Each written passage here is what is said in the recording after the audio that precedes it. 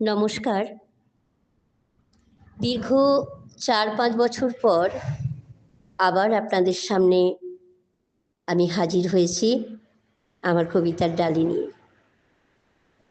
হয়তোবা এগুলো আপনাদের ভাষায় কবিতা নাও হতে পারে। কবিতার সংজ্ঞা আপনাদের কাছে অন্যরকম। কিন্তু এগুলো শুধুমাত্র আমার মনের গভীরে থাকা কয়েকটি কথার যোগাযোগ মাত্র।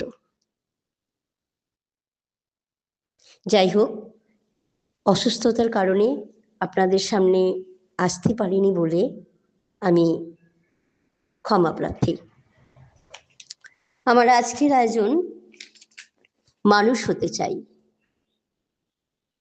আমি প্রদীপ হতে চাই, চাই না হতে ফানুস। মাটির গন্ধ ভালোবাসি আমি, আমি হতে চাই মানুষ। ঈশ্বর হাসেন উপর থেকে আর বলেন, এত কিছু কঠিন কাজ কেন করতে চাইছিস?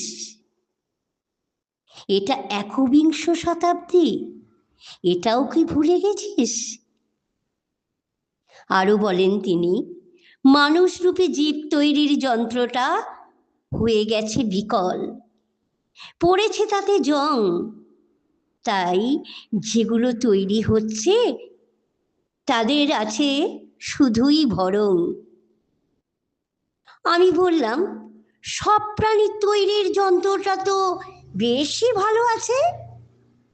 শুনে উনি বলেন, আমি যেমন বলাই তেমন বলে ওরা, আমি যেমন করাই তেমন করে ওরা, আমি যেমন রাখি তেমন থাকে ওরা।